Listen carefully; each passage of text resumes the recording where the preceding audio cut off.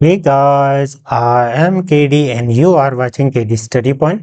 साथियों, आप आए दिन ये खबरें पढ़ते होंगे कि यहाँ फर्जी प्रमाण पत्र के कारण शिक्षक को कारण बताओ नोटिस जारी। उधम सिंह नगर हरिद्वार में तो ये बहुत सारे मामले आए थे। लेकिन अब जो पहाड़ी जनपद हैं, पिथौरागढ़, इवन अन्य बहुत सारे चंपावत जनपदों में भी ये केस सामने आ रहे हैं। देखिए, आज हम इसको पूरा विश्लेषित तरीके से जानते हैं और ये समझने का प्रयास करेंगे कि अगर आपके पास क्या-क्या डॉक्यूमेंट हैं, अगर ये जो लिस्ट मैं आपको बताऊंगा ये सारी चीज़ें आपने इस तरीके से कर रखी हैं, तो आप बिल्कुल सेफ हैं, यानी कि अपने आप को सेफ महसूस कर सकते हैं। इन फ्यूचर जो डीएलएड करना चाहते हैं, जो डीएलएड कर चुके हैं, जो डीएलएड कर रहे हैं, सारे लोग इस वीडियो को देखिएगा, कहीं ना कहीं आपको पता लग जाएगा। ठीक है, ये मैंने ऑफिशियल जो नोटिफिकेशन आता है उसके अंतर्गत इसको रख रखा है राइट साइड में, और ये आपकी न्यूज़पेपर कटिंग है। ठीक है, हालांकि न्यूज में तो ऑथेंटिसिटी नहीं रहती है, लेकिन फिर भी ये चीज़ें आपको यहाँ पर क्लियरली बताई गई हैं। तो देखिए, चलिए शुरू करते हैं। सबसे पहले, अगर आप ये जानना चाहते हो कि बाहर से यानी कि हरियाणा वगैरह से डीएलएड करना सेफ है या नहीं, तो उसके लिए आप इस वीडियो को देख सकते हैं। मैंने यहाँ पर बना रखी एक वीडियो, क्या हरियाणा, यूपी, एमपी से डीएलएड करना चाहिए या नहीं, पूरा विश्लेषित और सटीकता से मैंने यहाँ पर बता रखी है वीडियो। आप इसको देख सकते हैं। बाकी बीएड वगैरह अन्य चीज़ों के लिए आप चैनल से जुड़ सकते हैं, डीएलएड के लिए आप जुड़ सकते हैं, डीएलएड की क्लासेस के लिए यहाँ पर आपको वीडियोस, पीवाईक्यू सारी चीज़ें देखने को मिल जाएंगी। आप इनको देखिएगा। अगर आगे भविष्य में इसके फॉर्म आते हैं तो उसकी सूचना मैं पहले ही आपको प्रोवाइड करवा दूंगा। ग्रुपों से आप जुड़ सकते हैं। चलिए शुरू करते हैं। देखिए, न्यूज क्या है, पहले न्यूज को थोड़ा समझने का प्रयास करते हैं, उसके बाद हम चर्चा करेंगे। न्यूज में ये कहा गया है कि फर्जी प्रमाण पत्र से डीएलएड कर पिथौरागढ़ जिले में 43 युवाओं ने हथिया ली नौकरी, यानी कि 43 ऐसे शिक्षक लगे हैं वहां पर नौकरी में, डाइट के थ्रू या जहां से भी उन्होंने डीएलएड कर रखा है। ज़्यादातर केसेस यही होगा कि एमपी, हरियाणा, यूपी से कर रखा होगा।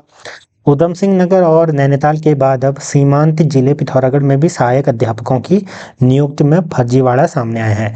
यहाँ फर्जी प्रमाण पत्र से डीएलएड कर 43 युवाओं ने सहायक अध्यापक पद हथिया लिया। मामला खुलने के बाद विभाग ने इन्हें नोटिस जारी किया है। वर्ष 2024 में प्राथमिक शिक्षा में डीएलएड प्रशिक्षितों के लिए सहायक अध्यापकों की भर्ती प्रक्रिया शुरू हुई थी। पिथौरागढ़ में भी 326 सहायक अध्यापकों की नियुक्ति हुई। 43 उनमें से ऐसे हैं जो सिस्टम की आंखों में धूल झोंककर भर्ती प्रक्रिया में शामिल हुए और मेरिट सूची में जगह बनाकर फर्जी दस्तावेजों के माध्यम से नौकरी हथिया ली। इन अभ्यर्थियों ने यूपी, हरियाणा, मध्य प्रदेश, दिल्ली और जम्मू कश्मीर से डीएलएड किया। इनके लिए उन्होंने इन राज्यों का स्थायी निवास प्रमाण पत्र लगाया। जब उत्तराखंड में भर्ती निकली तो ये लोग फर्जी तरीके से कागजों में उत्तराखंड के निवासी बन गए। जाली स्थायी निवास प्रमाण पत्रों के आधार पर इन्होंने यहाँ पर नौकरी ले ली। देखिए, इस न्यूज से आपको क्या समझ में आया? एक तो साफ साफ यहाँ पर हमारा जो प्रशासन है उसकी नाकामी नजर आ रही है। ठीक है, देखिए, वो लोग तो गलत हैं ही जो लोग ये कर रहे हैं, लेकिन इसमें बराबर उनका भी हाथ हम मानते हैं कि जो प्रशासन अच्छे से इसको चेक नहीं करता है। ठीक, ये ऑथेंटिसिटी, ये अकाउंटेबिलिटी उनकी भी होनी चाहिए। चलिए, इसको छोड़ते हैं कि हमारा काम नहीं है कि प्रशासन करे या न करे। हम यहाँ पर जिस विषय के लिए आए हैं उस पर बात करते हैं। देखिए, ये मामला आया कैसे। अब जैसे कि मैंने बताया था कि पहले देखिए, यूपी वगैरह में या अन्य जगहों में डीएलएड करने के लिए क्या है कि वहाँ का स्थायी निवासी होना अनिवार्य था। हालांकि यूपी ने इसमें चेंजेस कर रखे हैं, वो मैंने जो अभी आपको दिखाया उस वीडियो में मैंने चर्चा कर रखी है कि आप वहाँ से डीएलएड कर सकते हैं, लेकिन किन शर्तों पर। ठीक, ऐसे हरियाणा, एमपी, अन्य जगहों में ऐसी केसेस हुए होंगे।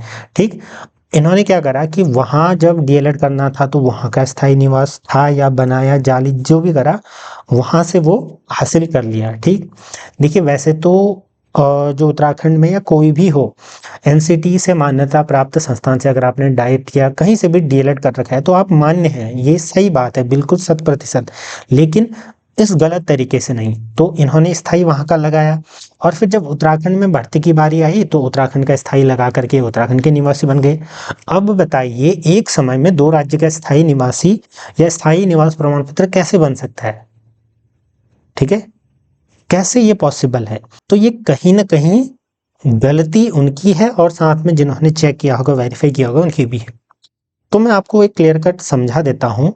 देखिए, उत्तराखंड में डीएलएड करने के लिए तो आपको वो सारी पात्रताएं देखनी है, लेकिन उत्तराखंड में जो नौकरी है सहायक अध्यापक, जो आप प्राइमरी 1 से 5 तक के शिक्षक बनते हैं, उसके लिए जो मेन आवेदन की पात्रता है शिक्षक अर्हता को छोड़ करके, उसको भी तो समझिए। यहाँ पर क्लियरली लिखा गया है कि इन 3 बिंदुओं 1, 2, 3 शुद्ध हिंदी में लिखा है, मैं आपको समझा दूंगा। इन तीनों में से कोई एक होना आपके पास अनिवार्य है। पहला, अगर आप उत्तराखंड के सहायक अध्यापक बनना चाहते हैं तो या तो आप उत्तराखंड राज्य का स्थायी निवासी हो, इन तीनों में से कोई एक होनी चाहिए। ठीक है, या तो आप उत्तराखंड राज्य के स्थायी निवासी हो, यानी कि आपके पास डोमिसाइल उत्तराखंड का होना चाहिए।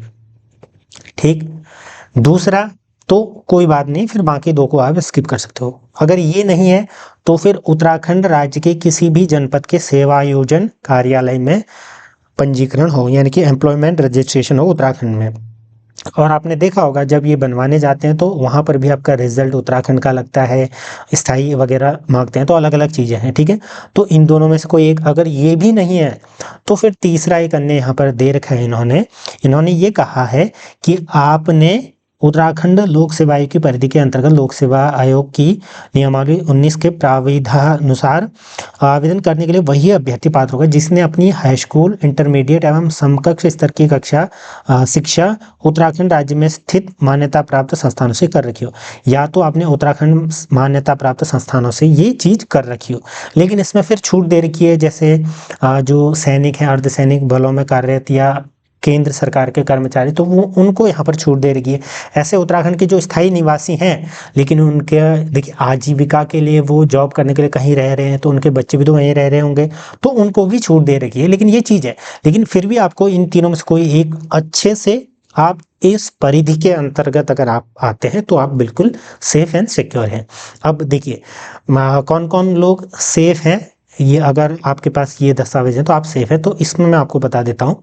देखिए, मेन चीज है जिन्होंने डाइट, यानी कि उत्तराखंड में जो एंट्रेंस देने के बाद डाइट से अगर कोई डीएलएड कर रहा है तो वो बिल्कुल क्या है भाई, वो बिल्कुल सेफ है, क्योंकि वहाँ पर लेयर्स में डॉक्यूमेंट वेरिफिकेशन हो रहा है ना। लेकिन देखिए, फर्जी प्रमाण पत्र है तो आप कभी भी पकड़े जा सकते हो। तो जो फर्जी लोग ये देख रहे हैं तो वो तो देख लो, अपने रिस्क पे चीजें करना, लेकिन आपको डर होना चाहिए। ठीक है, ये गलती है।